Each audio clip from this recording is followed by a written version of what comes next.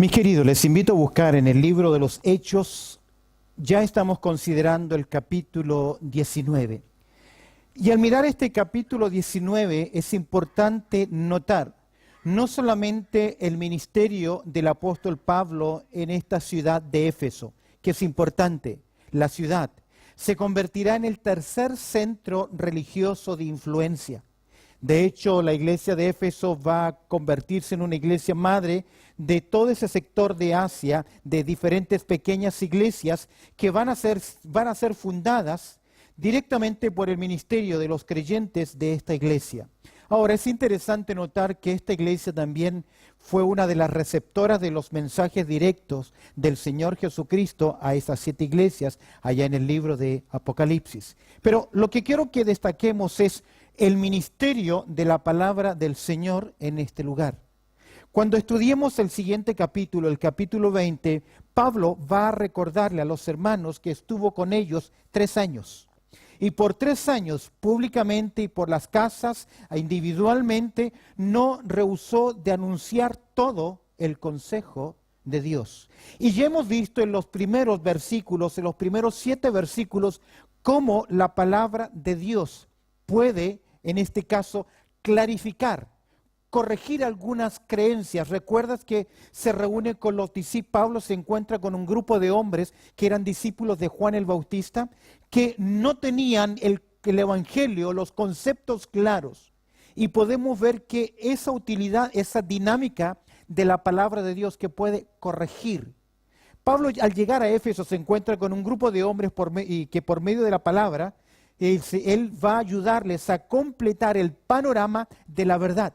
Y ellos van a responder positivamente, les presenta Pablo el Evangelio completo a Cristo. ¿Y qué hacen ellos? Inmediatamente se bautizan como un testimonio público. Y obviamente hay algo importante que debemos entender cuando estamos en el libro de los Hechos, que estamos en medio de 2 dispensaciones. La dispensación de la ley y la llamada dispensación de la gracia. Es por eso que el libro de los Hechos es un libro de transición. Vamos a ver desde el verso 10 en adelante, en el capítulo 19, cómo Dios va a utilizar no solamente el ministerio de Pablo predicando, sino cómo Dios va a confirmar el ministerio de Pablo, dando la credencial que él es un apóstol del Señor Jesucristo. Cuando volvemos atrás en el panorama del libro de los Hechos, debemos entender que uno de los propósitos del libro de los Hechos es defender el ministerio apostólico de Pablo. Y la evidencia, la credencial de que Pablo tiene autoridad apostólica es que él tiene la capacidad de hacer señales, prodigios y milagros. Pero antes que lleguemos a eso, observemos cómo el apóstol Pablo va a dedicar casi 2 años y medio, vamos a ver acá, al ministerio de la enseñanza. Veamos cómo Dios no simplemente completa el concepto de algunos hombres, sino cómo la palabra de Dios, cómo Dios confirma el ministerio de su palabra. Observa conmigo el verso 8 de Hechos capítulo 19. El verso 8 dice lo siguiente: y entrando Pablo, después de haber estado con los 12, los discípulos de Juan, entrando Pablo en la sinagoga, habló con denuedo por espacio de 3 meses, discutiendo y persuadiendo acerca del reino de Dios. Pero endureciéndose algunos y no creyendo, maldiciendo el camino delante de la multitud, se apartó Pablo de ellos y separó a los discípulos discutiendo cada día en la escuela de uno llamado Tirano. Así continuó por espacio de 2 años, de manera que todos los que habitaban en Asia, judíos y griegos, ¿qué ocurrió con ellos? Oyeron la palabra del Señor Jesús. Veamos cómo Dios confirma el ministerio de su palabra. Lo primero que vamos a observar al mirar el verso 8 es la recepción de la palabra en la sinagoga. Me llama la atención. ¿Recuerdas que en capítulos anteriores Pablo dice en una sinagoga, dice, no más, me despido, se sacudió sus ropas, sus pies y dejó en un hecho judicial? Yo ya les presenté el mensaje. Vemos acá nuevamente que Pablo entró ¿en dónde? en la sinagoga. Un dato interesante, no aparece en la mayoría de los manuscritos más antiguos, no aparece la palabra Pablo, pero es evidente por el contexto que es ¿quién? Pablo, el que entra en la sinagoga. A pesar de que es interesante, vemos cómo el método de Pablo no ha cambiado. Él tiene una filosofía, llamémosla así, de ministerio. Él a cada lugar que llega siempre va a buscar en primer lugar, ¿qué cosa? Una sinagoga. ¿Por qué una sinagoga? Dos cosas importantes, porque Pablo es judío. Y él sabe que el evangelio vino primero ¿a quién? A los judíos. A pesar de que él ya conoce la actitud o la antipatía que tienen los judíos en contra del mensaje de Pablo y aún en contra de Pablo mismo. Pero en segundo lugar es importante notar que él no quiere que ningún judío le acuse de ser un tropiezo. Es por eso que él llega a la sinagoga, donde obviamente hay grupos, hay personas que van a la sinagoga ¿con qué intención? ¿Cuál era la intención de ir a la sinagoga? No sé si hemos explicado antes que las sinagogas nacen en el cautiverio. ¿Recuerdas cuando Nabucodonosor destruyó el templo en Jerusalén? Él, cuando ya no hubo más templo y los judíos necesitaban seguir creciendo en la palabra, se formaron pequeños grupos de estudio bíblico. Se necesitaba un grupo de 10 a 12 varones hebreos para formar una sinagoga y en ese lugar se instruía tanto a los niños como también a los adultos en la palabra del Señor. Y entre paréntesis, como el Nuevo Testamento es un libro en transición, es un desarrollo de la iglesia en transición, casi el formato de las iglesias del primer siglo seguía en el formato de una sinagoga. ¿Recuerdas cuando Santiago dice que todo hombre sea ¿qué? Tardo para oír, tardo para hablar? Es porque siempre, el formato de la sinagoga tenía libertad cualquier varón de pasar al frente, tomar la escritura y disertar. Todos podían opinar, hablar. Entonces ya Santiago comienza a observar que había algunos que les gustaba ¿qué? Hablar más que otros. Esa es la exhortación de Santiago porque el formato, la liturgia del primer siglo casi sigue el formato de las iglesias o de las sinagogas. Cerrando el paréntesis, dice el texto, el verso 8, y mira la recepción de la palabra en la sinagoga. Entrando Pablo en la sinagoga, ¿habló con qué? Me encanta esa palabra. ¿Con qué? Con denuedo. Eso significa que habló Pablo ¿con qué? Con valentía. ¿Dónde tuvo Pablo siempre problemas? En las sinagogas. Pero eso no fue un obstáculo para que él perdiera su valentía. Dice el texto que habló con denuedo, hablar con valentía, con apertura, sin temor, lleno de convicción. En Hechos, el denuedo, escúchame bien, está relacionado con la llenura del Espíritu Santo en el creyente. Si tú observas conmigo el capítulo 4, mira conmigo el capítulo 4, libro de los Hechos allá en el capítulo 4, dice el verso 31, y cuando hubieron orado, el lugar en que estaban congregados tembló, y el texto dice, y todos fueron llenos del Espíritu Santo, ¿y qué ocurre? Y hablaban con denuedo, ¿qué cosa? La palabra de Dios. ¿Recuerdas que la promesa del Señor Jesús es en Hechos 1:8, y recibiréis qué? Poder cuando haya venido sobre vosotros el Espíritu Santo, y me seréis ¿qué? Testigos. Pablo dice que el Señor no nos ha dado espíritu de cobardía, sino espíritu de ¿qué? De poder, de valentía, de dominio propio, etc. Pablo entonces acá lo vemos lleno del Espíritu Santo, hablando con denuedo, ¿por cuánto tiempo? Por espacio de 3 meses. Y me llama la atención, nunca Pablo duró tanto tiempo en una sinagoga. El resto de las otras oportunidades, Pablo tiene que salir ¿qué? Corriendo porque los judíos ¿qué? No le quieren oír. Anecdóticamente o paradójicamente, por espacio de 3 meses. ¿Qué fue lo que hizo ahí? Ahora, recuerda que la sinagoga se reunía ¿en qué día? El día de reposo. Por espacio de 3 meses, 12 semanas, 12 fines de reposo, estuvo ahí haciendo ¿qué? Mira lo que dice el texto. ¿Estuvo qué?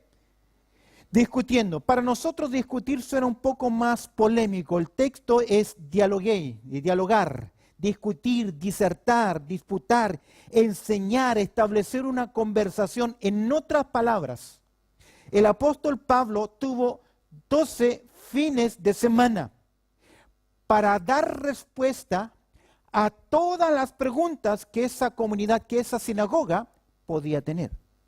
Casi fue una clase interactiva. Dialogar significa que estaban, ¿qué? No había solo un monólogo, no había solo uno que emitía un sermón y el resto sencillamente se callaba, sino que interactuaban. Era interactivo. Hacían preguntas, y es evidente. Si Pablo les está presentando un mensaje y ellos, el auditorio que viene a estudiar el Antiguo Testamento, necesita comenzar a acomodar toda la enseñanza del Antiguo Testamento hacia quién. Porque mira, dice que discutía persuadiendo, otro término interesante, ¿acerca de qué? Del reino de Dios. Ahora, el reino de Dios es un concepto importante para los judíos. Cuando Pablo habla con los gentiles, no utiliza tanto el término el reino de Dios, sino que directamente la predicación del evangelio. Pero ¿por qué el reino de Dios? Porque ahora los judíos deben entender, primero, que hubo un reino que fue profetizado, un rey que fue prometido, un reino que fue presentado por Juan el Bautista, por los apóstoles de Cristo, por los 70 predicadores, por la propia persona de Cristo Jesús, que fue presentado, pero ese reino fue ¿qué? Rechazado. Por lo tanto, ese reino fue ¿qué? Pospuesto. Entonces, Pablo, ¿qué tiene que explicarles? Si hay un reino, tienen que entender quién es el rey. Tienen que entender cómo entrar al reino. Y tuvo la oportunidad por espacio de ¿cuánto tiempo? 3 meses de dialogar, de discutir, de demostrar. Ahora Pablo utiliza para discutir, ya lo hemos visto antes. ¿Qué utilizaba Pablo? ¿Cuál era el argumento de Pablo? La única autoridad que nosotros los predicadores tenemos. ¿Cuál es? La palabra de Dios. Podemos gritar, emocionarnos, asaltar, aplaudir, lo que quiera. Pero eso no le da autoridad al sermón, ni al predicador. Lo que le da la autoridad al predicador, ¿qué es? El testimonio de la palabra de Dios. ¿Y qué hizo Pablo? ¿Ven la recepción? Hay oportunidad. Y el apóstol Pablo presentó. En este lapso de tiempo la palabra de Dios tuvo un efecto. Tocó a algunos para salvación. Pero lamentablemente a otros endurecieron su corazón. Hemos visto en primer lugar la recepción a la palabra. Veamos en segundo lugar la reacción, el rechazo de la palabra. Verso 9. Comienza el verso 9 ¿con qué? Con un pero. Y un pero siempre es un problema. Pero, y mira interesante lo que dice, endureciéndose ¿qué? Algunos, no todos. Estos algunos son ese grupo de personas que estaba en la sinagoga, que por 3 meses, escúcheme bien, 3 meses estuvieron expuestos a la palabra de Dios. Por 3 meses escucharon el mensaje de Dios. Por 3 meses se les predicó claramente el evangelio. Pero ¿cuál fue la reacción de ellos? Mira, el texto dice endureciéndose. El término griego es escleruno. No, de aquí usted va a saber que nosotros tenemos una enfermedad que se llama esclerosis. ¿Qué es la esclerosis? Es el endurecimiento de los tejidos, algunos órganos, organismos. Es el endurecimiento. En forma figurada significa que a pesar de que escucharon la verdad, la palabra de Dios, decidieron rechazarla. Rechazaron directamente. En forma figurada el texto nos dice que se resistieron a creer al evangelio, a pesar de que habían suficiente evidencia. ¿No te has topado en tu vida con personas que casi quebrados reconocen que lo que les estás predicando es cierto, es el evangelio, pero aún así deciden ¿qué? Endurecer su corazón? Estos algunos son personas que oyeron la palabra del Señor. Ahora, recuerda que la fe viene por él, oír, pero también debe haber una disposición del corazón del hombre. Dice el texto, pero endureciéndose algunos, y mira lo que agrega, y no creyendo. Esta palabra refleja una actitud desafiante en contra de Dios. es una desobediencia. Me gusta la traducción de la Biblia de las Américas. Escucha cómo traduce el texto. Pero cuando algunos se endurecieron, se volvieron desobedientes. Y esto es interesante, desobediencia, porque el texto no creyeron es desobedecieron, no responder positivamente. Observa conmigo, 2 Tesalonicenses capítulo 1, verso 8. 2 Tesalonicenses en el capítulo 1, verso 8. Mira lo que dice la palabra del Señor acá. El creer el Evangelio requiere un paso de los hombres de obediencia. Mira el verso 8. En llama de fuego para dar retribución a quienes, a los que no conocieron a Dios, y agrega, ni obedecen al Evangelio de nuestro Señor Jesucristo. El Evangelio llama. Y el hombre es responsable ¿de qué? De responder, obedecer a ese llamado. Ahora, estaban expuestos a la palabra. Escucharon por 3 meses la palabra, pero endureciendo algunos de ellos y no creyendo, y el endurecimiento los llevó a otra cosa, a una reacción antagónica. No simplemente rechazan el mensaje, sino que ahora comienzan ¿a qué? Dice el texto, maldiciendo el camino delante de la multitud. Y esto es interesante observar. Maldiciendo, ¿sabes que la palabra aquí es calumniar? Hablar falsamente. Hay personas que no simplemente rechazan el Evangelio, sino que hablan desacreditando también ¿qué cosa? El Evangelio. Ahora, me llama la atención que el escritor dice, Lucas nos dice claramente, no están maldiciendo a Cristo, no están maldiciendo a la iglesia, pero está utilizando ¿qué cosa? El camino y los traductores para hacer énfasis en todas las veces que aparece el término camino, el traductor, no Lucas, sino el traductor, lo pone en mayúscula para hacer entender que solamente hay ¿qué? Un camino. Ahora, ese camino, si bien es el cristianismo, si bien es el evangelio, primero es Cristo. Porque Jesús dijo ¿qué cosa? Yo soy el camino.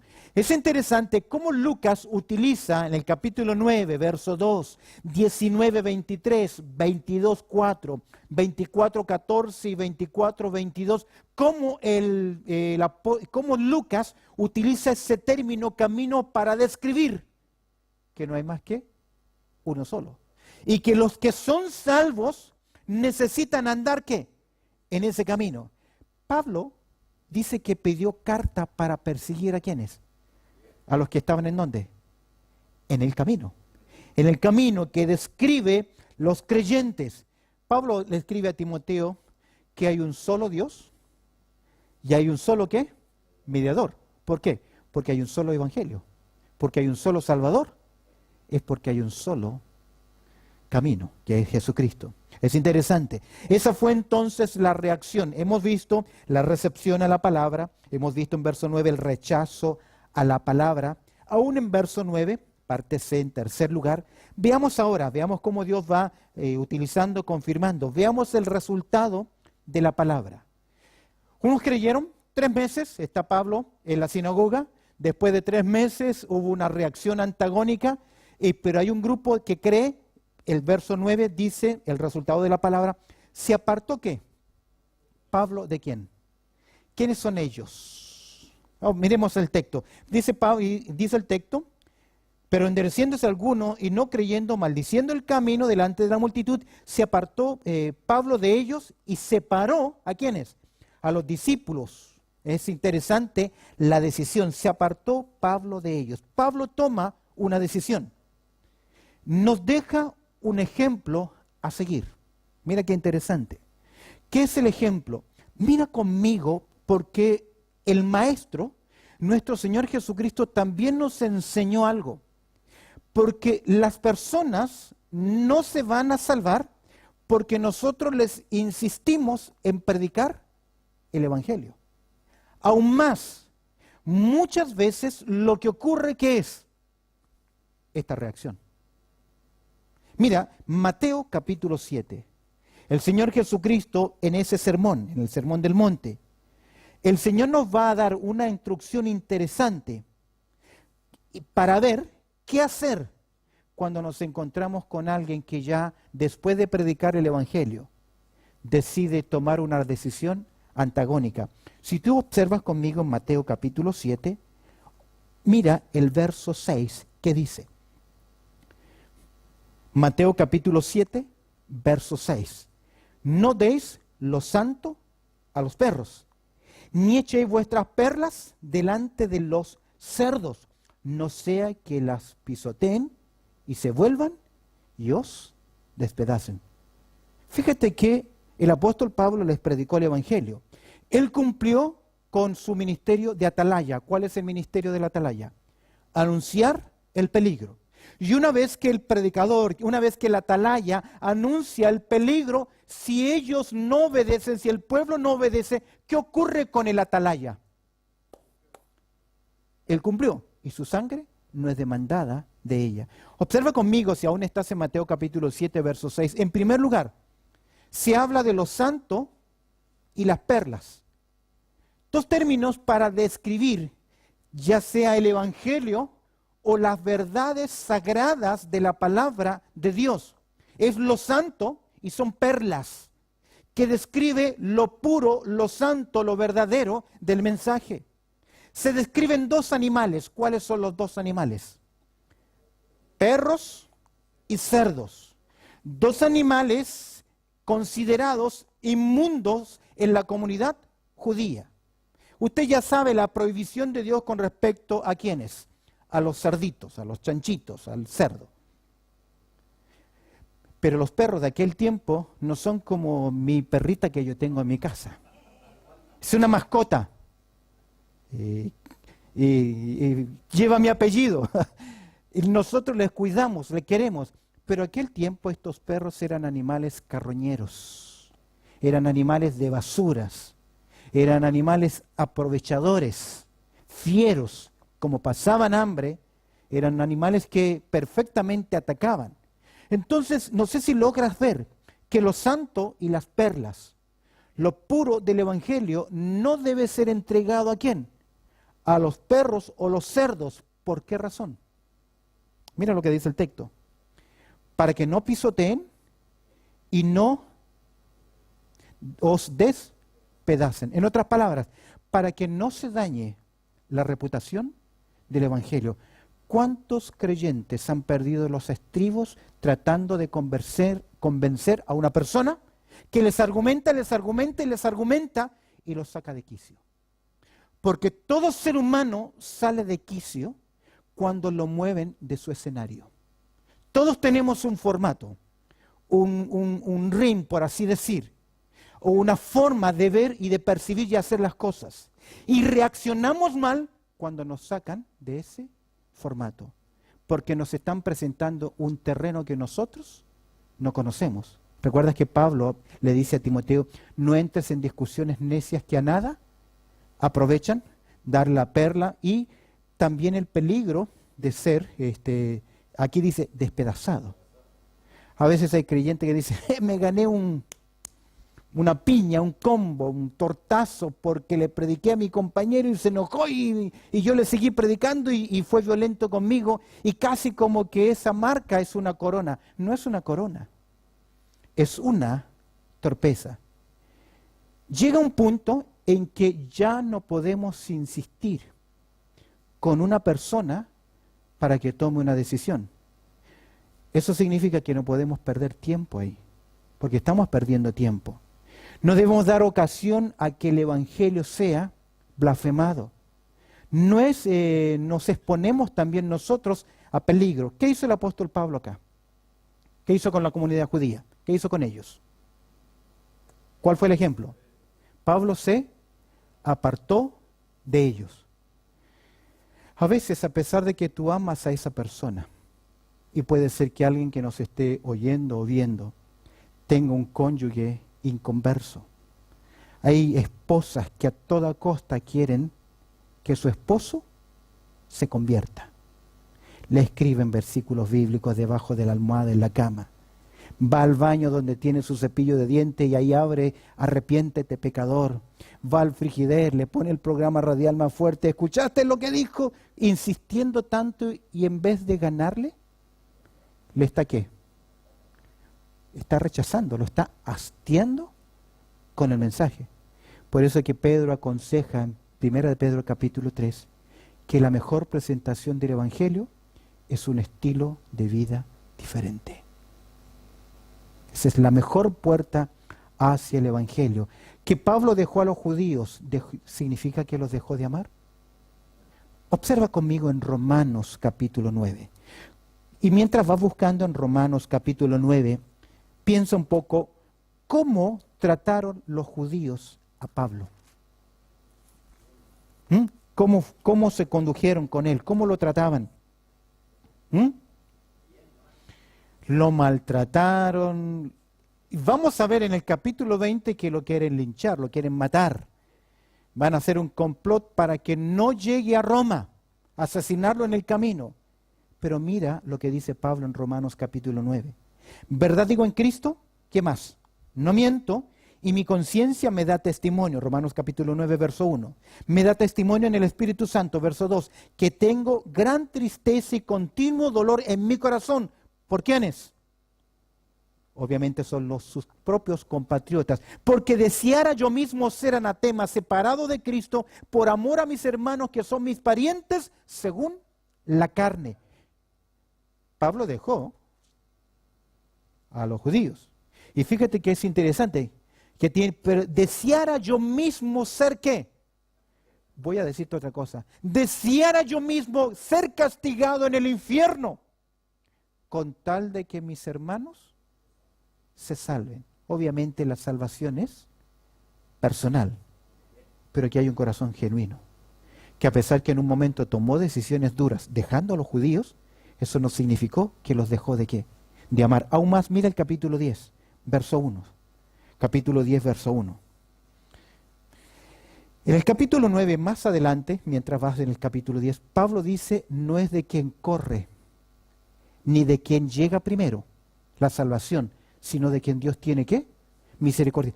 Pablo está convencido en que la salvación es obra de la soberanía de Dios. Pero observa el verso 10, capítulo 10, verso 1. Hermanos, ciertamente qué cosa, el anhelo de mi corazón y mi oración a Dios es por Israel. ¿Y por qué ora? Para salvación. Wow. Pero eso no significó que Pablo, volviendo a nuestro texto, no tomara una decisión. ¿Cuál fue la decisión de Pablo? Dice el texto, y separó ¿a quiénes? A los discípulos. Por amor, este término discípulos son los nuevos creyentes. Por amor al pueblo del Señor, a esos nuevos creyentes, Pablo practicó el principio de separación por amor a los nuevos creyentes, para que no se desanimaran, para eliminar obstáculos en su crecimiento espiritual. De esta forma, Pablo se dedicaría, como le dice a los líderes en el siguiente capítulo, les he anunciado públicamente y por las casas que le anunció Pablo. Hechos 20, 27. Todo el consejo de Dios. Ahora, está discutiendo, y mira dónde se va a un colegio. Ya hay un grupo de creyentes y ahora se lleva ese grupo a un colegio. Discutiendo cada día, ahora ya no es en la sinagoga el fin de semana. Mira ahora su ministerio. Comenzó a enseñar, a discutir, cada día en la escuela de uno llamado ¿qué? Tirano. Extraño el nombre, Tirano. Pablo deja la sinagoga por una sala de conferencias de uno llamado Tirano. Vemos al apóstol que llevó a los convertidos a una escuela y ahí estuvo. La mayoría de los comentaristas dice que de 11 a 4 de la tarde, que era el horario que estos lugares estaban libres porque no estaban las condiciones de los edificios como ahora, porque también había un gimnasio, habían escuelas, etcétera. Toda la gente entre las 11 y las 4 se retiraban a sus casas porque era inaguantable el calor, pero en ese horario, todos los días, ¿qué hizo Pablo? Les enseñó la palabra del Señor. ¿Sabes que aquí hay un método interesante de lo que se llama fundación de iglesias? Primero Pablo evangeliza. Y luego que evangelizó a un grupo de personas, los congregó en un lugar. Y cuando los congregó en ese lugar, los comenzó a discipular. Y después de discipular, desarrolló a líderes. Y después de desarrollar líderes, estableció esos líderes para que la obra continuase. Observe el verso 10 y ya terminamos. Dice el texto, así continuó por espacio de ¿cuánto tiempo? Por 2 años, todos los días, ¿qué hizo Pablo? Discipular a los hermanos. Es por eso que en el capítulo 20, verso 31, Pablo dice que estuvo 3 años. 3 meses en la sinagoga, 2 años acá, y un par de meses más haciendo ministerio alrededor de Asia. De manera que todos los que habitaban en Asia, tanto que judíos y griegos que Dios utilizó increíblemente el ministerio de este hombre, porque él se dedicó a ¿qué? Ahí lo dice, a predicar ¿qué cosa? La palabra de Dios. Oyeron la palabra del Señor Jesucristo. Vemos cómo Dios autenticó su ministerio. Ahora no tenemos tiempo, lo veremos cómo Dios autenticó su ministerio. Quiero cerrar esta idea con el principio de acción del apóstol Pablo. Permíteme llevar 2 Timoteo, capítulo 2. Observa lo que dice Pablo, el principio de acción de Pablo. Lo que has oído, le escribe a Timoteo, lo que has oído de mí ante muchos testigos, ¿esto qué? Encarga a hombres fieles que sean idóneos para enseñar también a otros. Miren qué interesante. Encarga también. Tú pues, hijo mío, dice el verso 1, esfuérzate en la gracia que es en Cristo Jesús. Mira el principio de Pablo. Él siempre busca disposición. Tú pues, hijo mío, verso 1, ¿qué dice? Esfuérzate en la gracia del Señor. Quienes quieren servir al Señor tienen que pagar el precio del servicio. Pablo, ¿qué dice acá? Esfuérzate en la gracia que es la disposición que nosotros debemos tener. Pero en segundo lugar, tiene que haber también didáctica. Dice el verso 2, lo que has oído de mí ante muchos testigos. Es decir, que Timoteo siguió a Pablo y escuchó las enseñanzas de Pablo y tomó notas y aprendió y escuchó y recibió. Esta es la didáctica. Una pregunta, ¿de quién has sido discípulo? ¿Quién es tu maestro? Todos nosotros en nuestra vida necesitamos tener maestros que nos enseñan. A veces puede ocurrir que tenemos maestros que ya no están vivos, pero siguen siendo nuestros maestros. La didáctica, mira ahora la dinámica. Esto encarga a hombres, es decir, transferencia. Debemos tener un plan. ¿Cómo vamos a desarrollar líderes? Porque el mandato del Señor es id y haced ¿qué? Discípulos. Y aquí está la didáctica y está la dinámica. Esto encarga a hombres. Debemos buscar esos hombres. En Marcos capítulo 3, verso 14, es un texto interesante de Marcos, que dice que él llamó a sus discípulos para 2 cosas, para que estuviesen con él y enseñarles a predicar. Entonces la dinámica es invertir tiempo personal. Ahora, ¿en quiénes? ¿Recuerdas que Pablo invirtió 2 años, día a día, discipulando a creyentes, pero él dejó a unos, dejó un grupo de personas? Dice, tenemos que tener disposición, didáctica, dinámica, pero también debemos tener discernimiento. ¿A quiénes se le invierte tiempo, según Pablo? A creyentes que son, primero, que tienen disposición. Fieles, que sean, ¿qué? Idóneos para enseñar también a otros. Fieles e idóneos. Y esa fórmula a veces no es fácil que encontrarla. Y a veces esa fórmula está en creyentes, en jóvenes, que no tienen ni idea. Pero que uno tiene que tener discernimiento. Puede ser ¿qué cosa? Un buen líder, un buen potencial. A esos debemos dedicarle tiempo. Y Dios bendice el ministerio de ¿qué? De su palabra. Oramos al Señor. Bendito Padre Celestial, te damos gracias por tu amor y también por tu cuidado y por reflexionar sobre el ministerio de la palabra en Éfeso. esa recepción, ese rechazo, pero también esos resultados y esa dinámica que aprendemos, Señor, sobre el ministerio. Te doy gracias, Señor, y añade tu bendición en lo que hoy hemos considerado. En Cristo Jesús oramos. Amén y amén.